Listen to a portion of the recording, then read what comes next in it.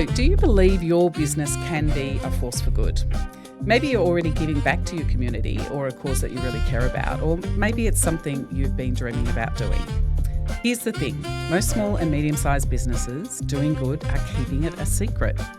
But what if your generosity could also boost your brand, attract loyal customers, and build a team that's proud to stand beside you? I'm Kirrily Graham, and this is Business as a Force for Good, the podcast where we shine a light on business owners just like you who are making an impact and growing their business. Each week, we dive into real stories, real challenges, and the powerful results that come from aligning purpose with profit, because doing good is good for business. So today we're going to be sitting on the other side of the table and be listening to one of the charity partners that we have in the Dovetail program. We're going to be speaking with Cynthia Kralik from an amazing organisation called Ready Set, which is a local organisation here in Melbourne. And just to listen to her, she comes from a background not from the charity sector as well, and just share her experience of what, that's been like coming from, the commercial and private sector into the charity sector. So, Cynthia, welcome. Great to have you. Hello, Kirrily. Hi. I'd love to, I know that your background, you sort of came into an interim role with Ready Set and it was, I don't think it was necessarily going to be a long-term thing, but it's now being made into a long-term thing, which is fantastic. But could you tell us a little bit about yourself and your background around, where you actually come from in your career and how you ended up coming in as the CEO of Ready Set? Sure. Well, look, I spent probably well over about around 30 years or so in the education sector. In the very early stages of my career, I was teaching, but teaching international students, but very quickly moved into management roles. So really, for most of my professional career, I've been in higher education, but always in the commercial arms of universities. So international education is big business for or was. It's changed more recently. Very big business for universities, and so I really looked after all of the pre-university programs for two of Melbourne's largest universities, RMIT and Monash universities.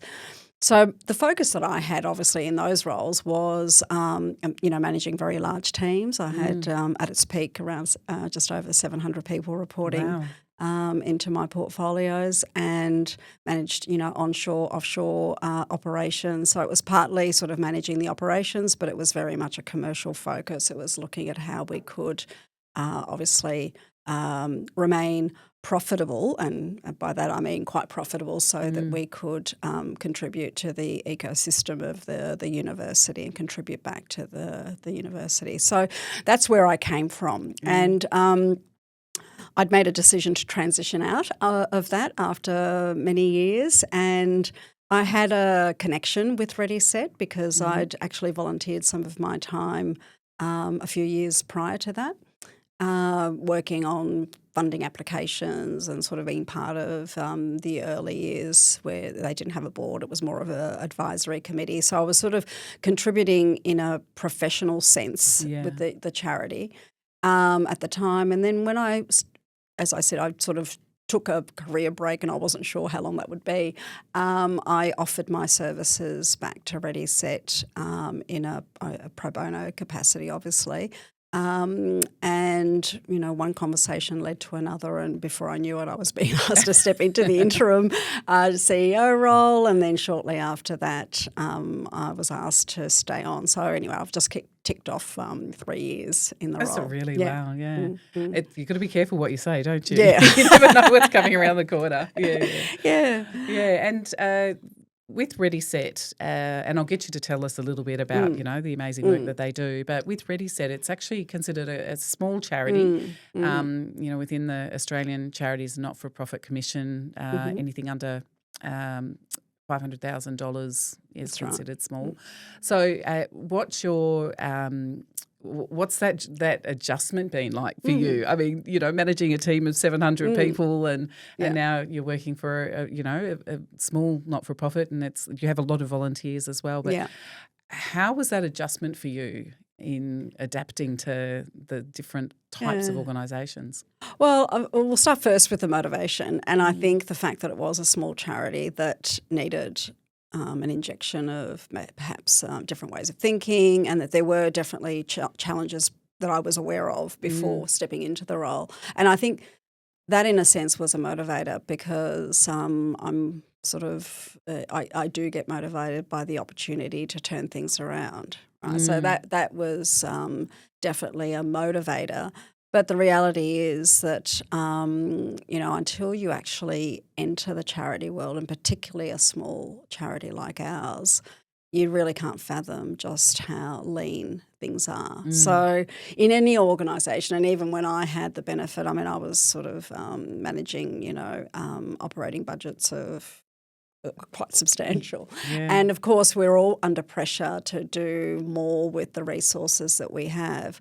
But I really don't think people who come from that environment fully fathom what it's like for a charity, where you've got, yes, a fantastic volunteer base. We really wouldn't be able to do the work that we do and have the impact that we have without our volunteers. But they're volunteers, and even with the greatest of commitments and generosity, you don't have, if there's an IT problem, I don't have the luxury of picking up the phone and having, or even just speaking to an IT person on the ground. I do have somebody, but I've got to book it in and get that resolved.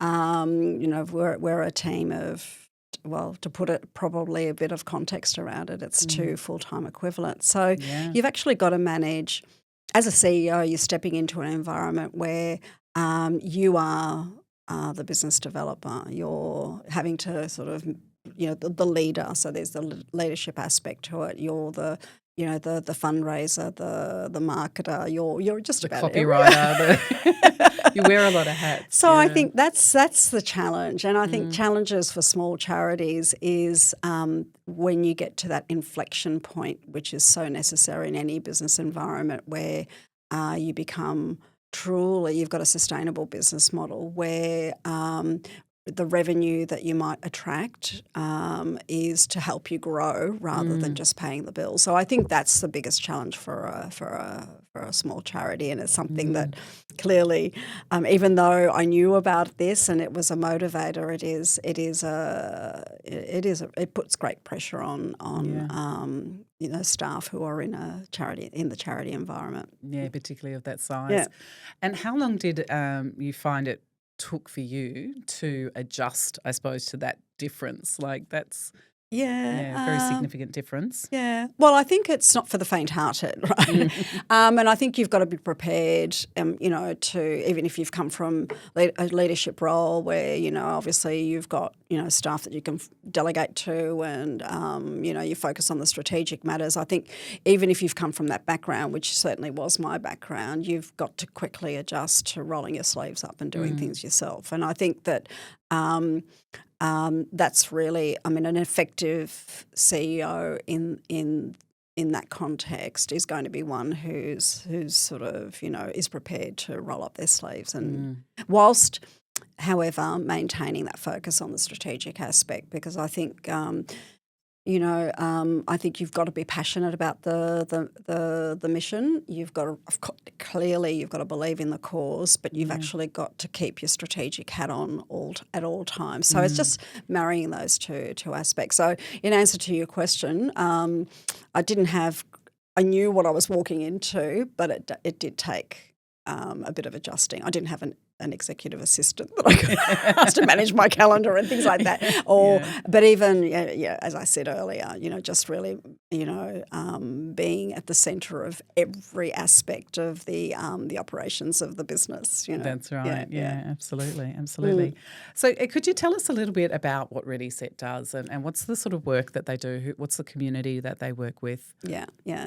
So, I mean, in essence, we provide clothing and career coaching to job seekers who are facing barriers to employment, and in doing so, by providing them with work-appropriate clothing and a toolkit for job seeking, we're actually really contributing to their future, and we're giving them the confidence and a sense of dignity about themselves and hope for their future that they really don't have when they come to us. And so it's, we work with people who have been referred to us. So we work with a network of agencies across, well, certainly across Victoria, but also in New South Wales and Tasmania.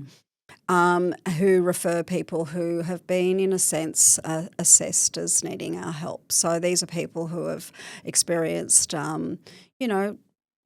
all forms of various forms of disadvantage, and that might include, entrenched poverty. We work with young people who have been in and out of the foster care system. Some have had, some people have had some issues with the law, so they're transitioning out of the prison system. Others coming out of, rehab if they've had some substance abuse issues.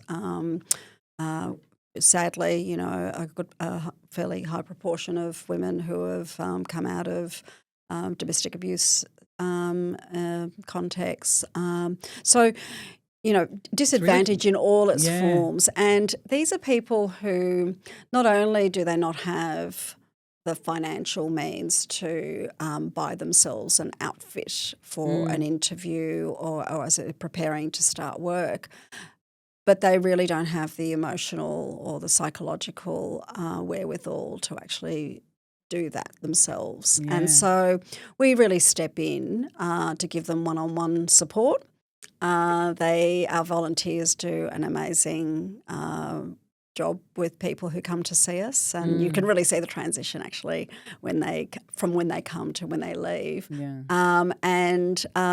in addition to that practical barrier, which is clearly the clothes and sort of coaching that they need, but it's also that uplift in their confidence and sense of self because they do walk away feeling that, I may not have thought that I've got something to offer. I clearly wasn't confident enough to present myself to a prospective employer, but now I do. So I think it really is quite transformative.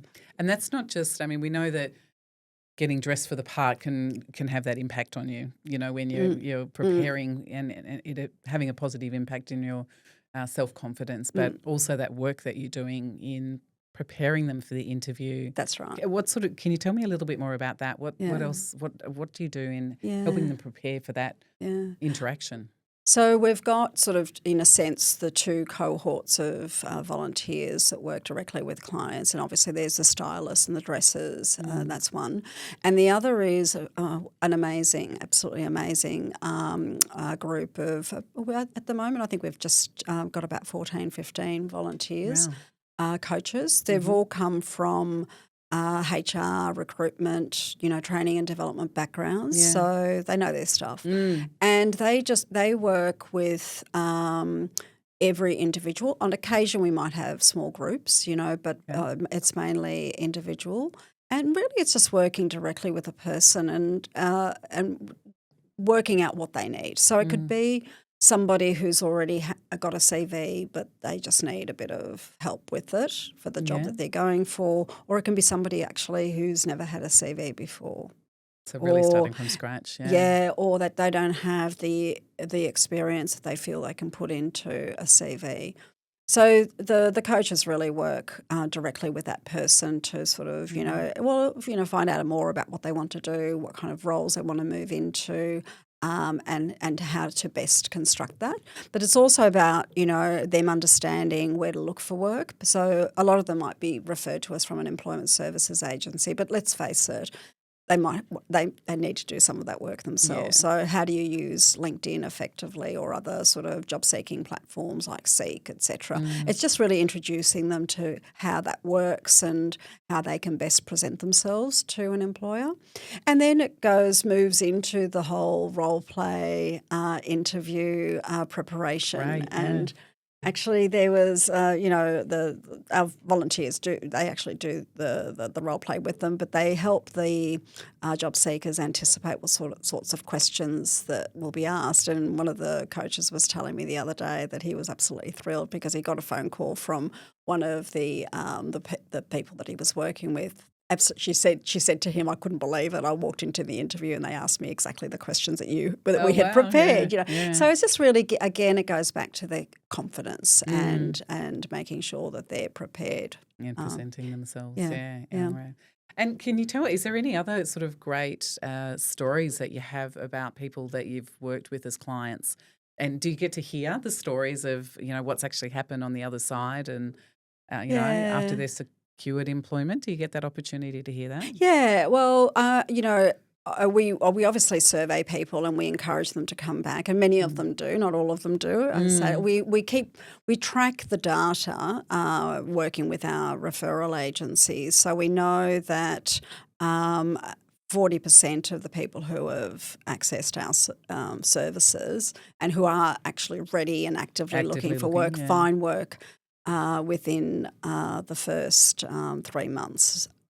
So that's 1 in 4. That's 40%. So it's 1 in 4, and which is kind of in a sense the benchmark stat. So it's sort of the national average is around that, especially when you're working with disadvantaged cohorts.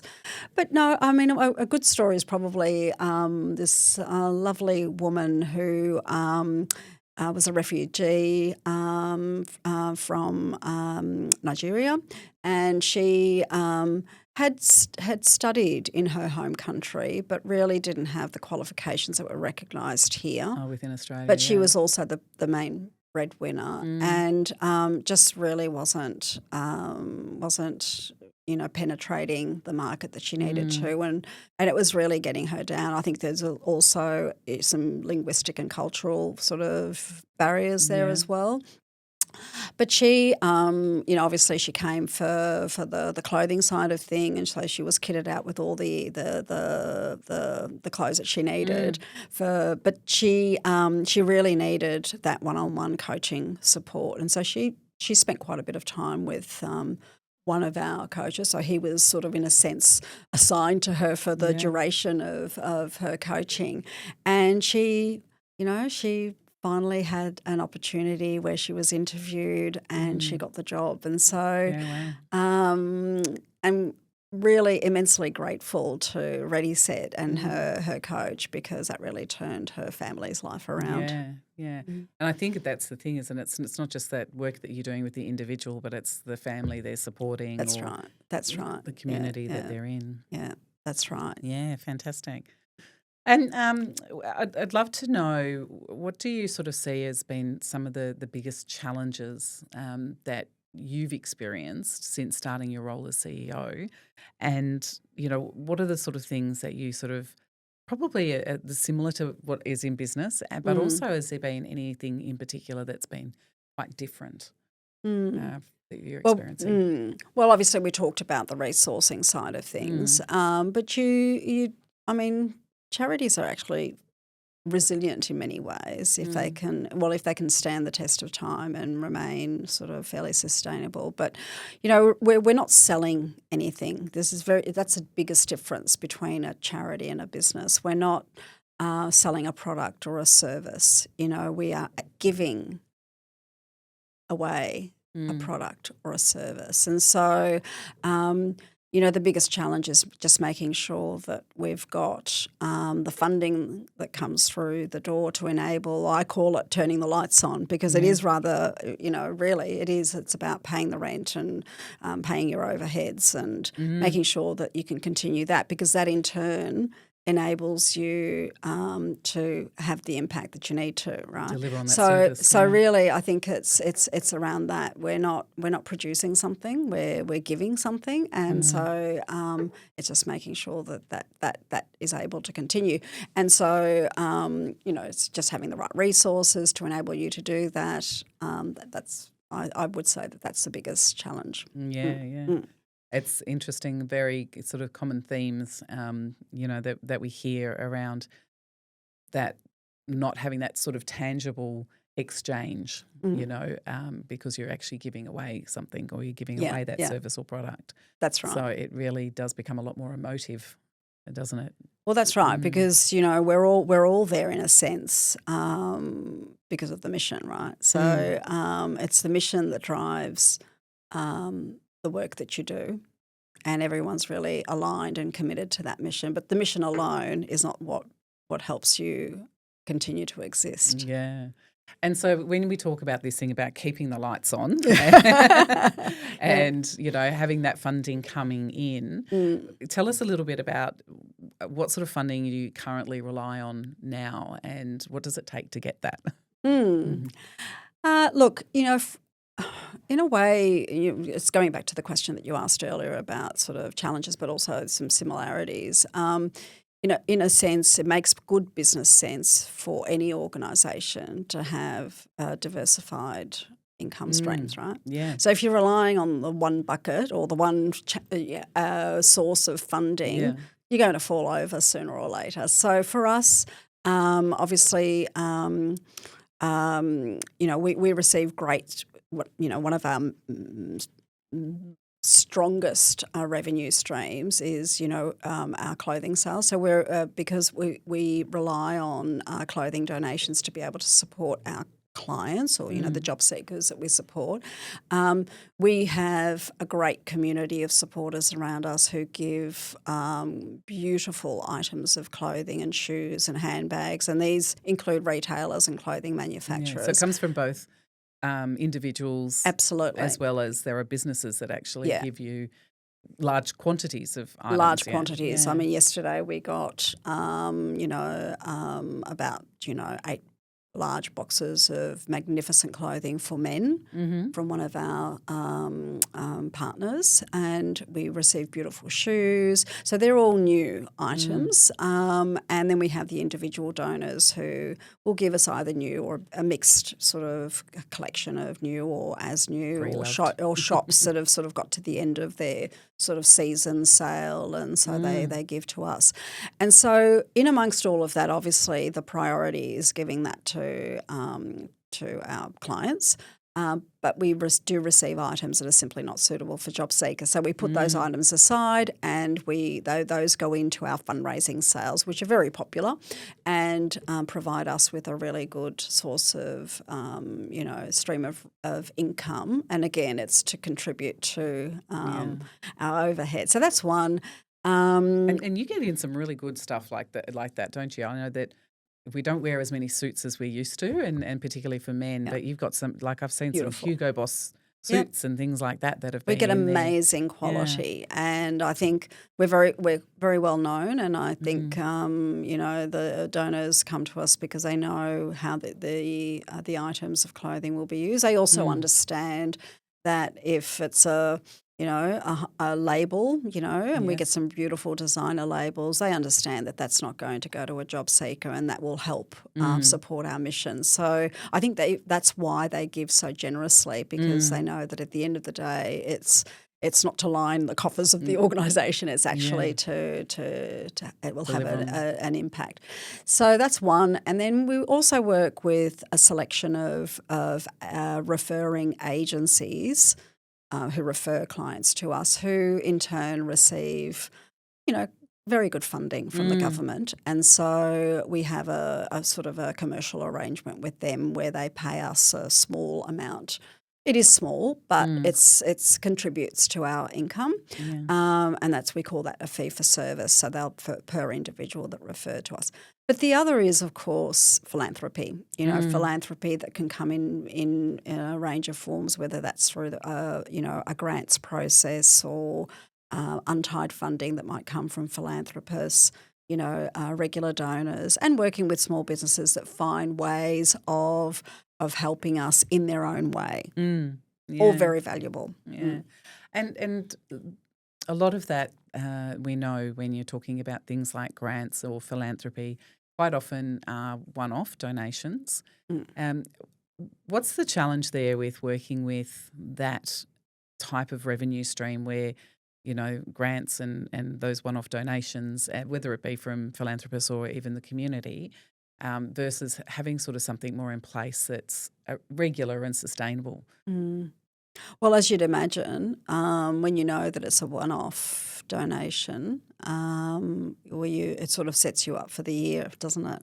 But you've then, in a way, it leaves a hole for the following financial year. You've got to make it up somehow. So unless your cost base changes, and I would, posit that just about every charity works with the leanest of infrastructure. So there's not a lot of places where you can actually cut costs. So if you're working with your minimal cost base, right, there's nowhere else to go. So you've got to find ways to make sure that your cost base is covered. And so I'll give an example because it's publicly available. We received a great, very generous state government grant that was $100,000. Part of it was a election promise, and that was fantastic and very grateful to the government for having given us that. But what that meant was that wasn't to be repeated. It wasn't to be repeated, and so it means that we've got to find that space to fill. So I think it. And in order for an organisation like ours to plan, because good governance is that requires that you have a strategic plan and that you've got objectives, you've got goals, you've got a 3-year plan.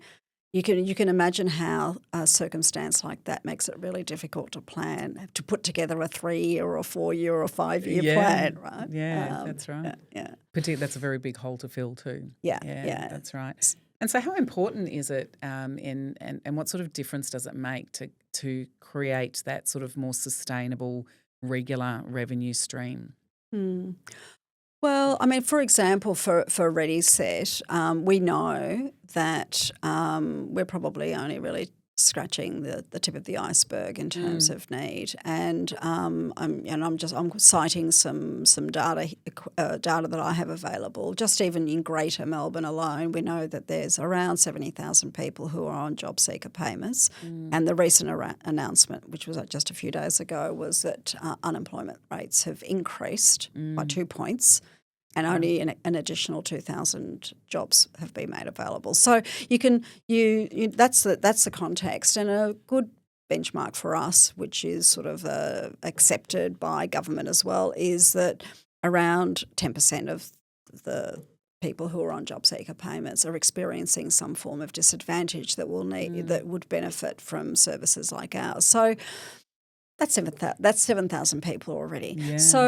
So our objective, our vision, if you like, is to reach as many of those people as we can. So if we know that really that we're talking around that sort of 7,000, and even if it was just a few less, in order to be able to service those people, we need the resources to be able to do that. We need active outreach to clothing donors. We need, active, obviously, recruitment strategies for our volunteers. We need to be able to work with referring agencies actively, so you need staff to be able to do that. So there's all those sorts of things to take into consideration. So not having the regular funding kind of places an obstacle in terms of how you plan and how you, in a way, increase your service delivery. Scale and scaling up. Scaling That's right. Impact, yeah. And so currently, how do you find working with businesses? Is it a big part of what you're currently doing? It is an area that you want to do more in? Yeah.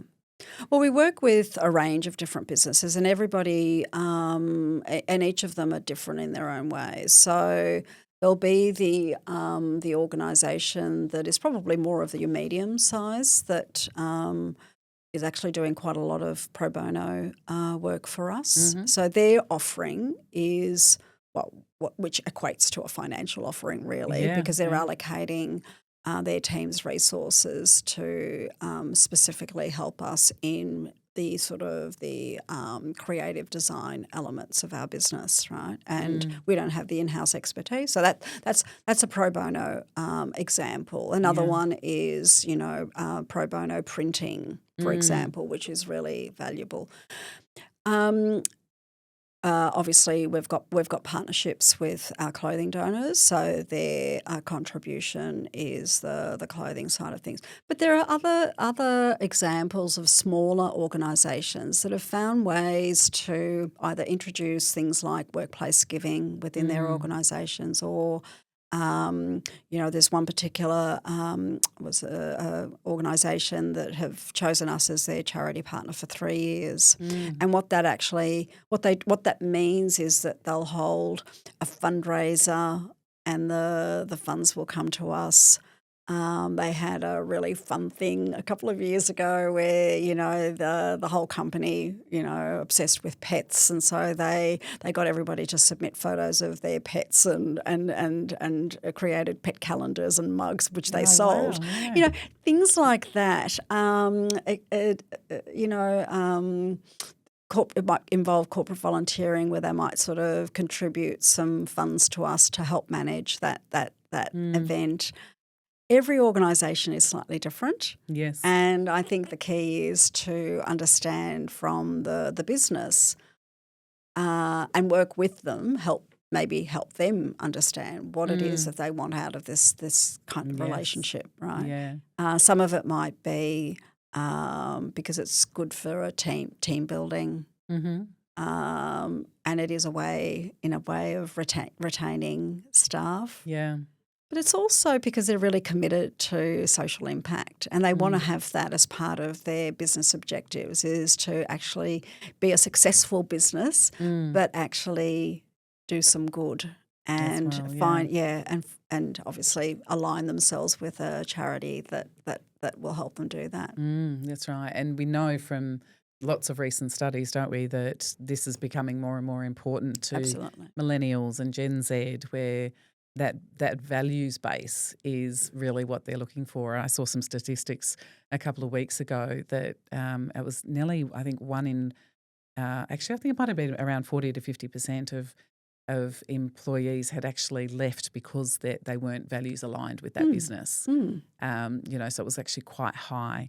I think 40 to 50 if they'll consider moving, and 30% had actually left because of that. That's what it was. Absolutely. And so it's a consideration for a business, whether you're small or a large organisation. I think that's a real consideration. And even in terms of attracting the talent, people want to align themselves with an organisation that has values. And I'm sure that comes up in some interview questions from the person that's being interviewed. Absolutely. What are your values, and, what are you doing for society or for the environment or whatever cause. I think even before they get to the interview, they're doing their research, they're having a look on the website, they're having a look at their social media. So there may be even a lot of people, if businesses aren't communicating what they're doing, and this is what I certainly experience quite often. When I have the conversation with business owners, you find out they are doing some great stuff. Yeah. But if you look at their website or you look at their social media, there's nothing there. That's right.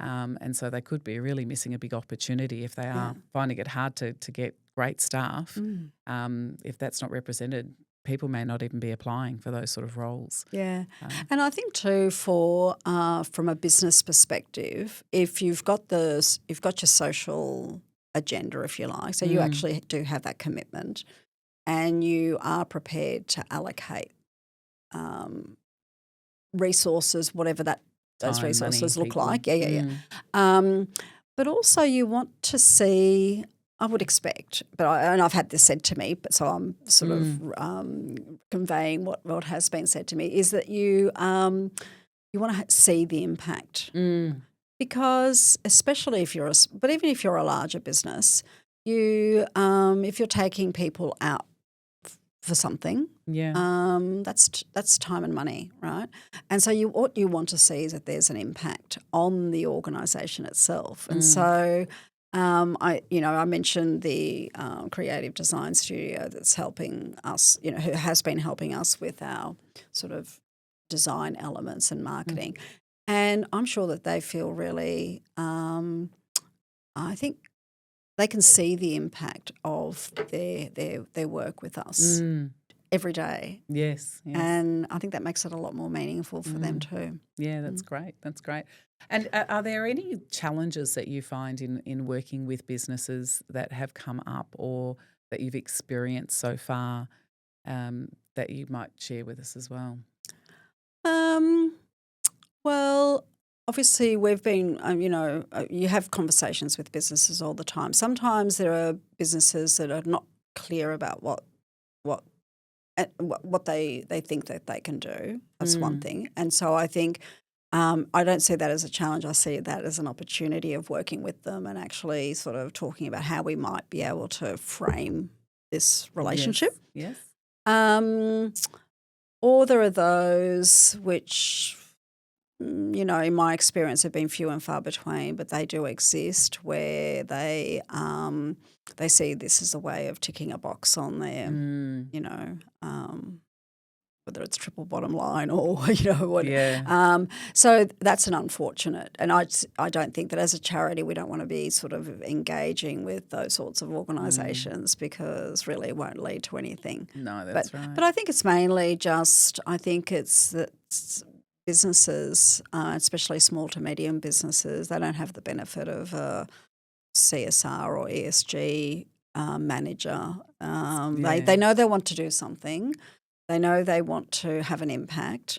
They know that they want to work with a charitable organisation in some way, but they just don't really know what that looks like. I think that's the biggest challenge. And so it's about working with those businesses to understand what they want to get out of it, but also what they can, meaningful ways that they can make a contribution. Yeah, absolutely. That's definitely very, very common what I hear. And I think that's where, organisations like Dovetails can step in because it sort of helps sort of link. And navigate. That whole thing. Yeah, absolutely. Just before we wrap up, is there any kind of, little gold nuggets that you'd like to share that you think, our listening community is primarily business owners? And is there any sort of gold nuggets that you would like to leave them with? Yeah. Oh, I think that if you've got, if there's an intention like that, think of it in terms of obviously the benefit that you would bring a small charity. But also the benefit that you bring to your organisation, and I'm sure that it's good business, and businesses that have real integrity and social purpose benefit in so many ways. And I think that's what I would say from that perspective. But also that a partnership between a business that has resources and experience and capabilities can really benefit a small charity. And so you can really, the impact is really powerful of that sort of partnership like that. Yeah, absolutely. I think that's something that we quite often see, particularly with the larger charities. They tend to have a bit of budget to do marketing and have campaigns and, events through the year. And so it's very easy, I think, for people to go, I can do it here.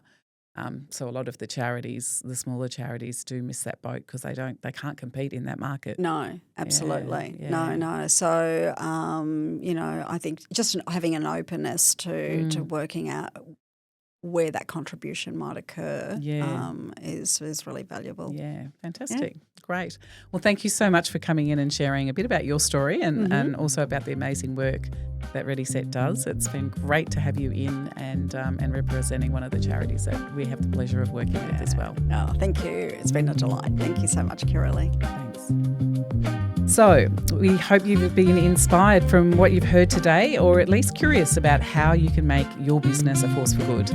You can reach out for a no obligation discovery call with us at Dovetail, particularly if you'd love to connect with an organisation like Ready Set. That's one that is in our program. And if you have any questions about something that we spoke about today, or if you've got an idea that you'd like us to cover, you can visit our podcast page and leave us a voice message, and we'll respond to that in one of our upcoming episodes. We would love it if you could, if you like today's episode, please jump on and follow the podcast or give us a review. And of course, if you know another business owner that might be inspired to make their business a force for good, please pass it on to them. Thank you, and we'll see you next time.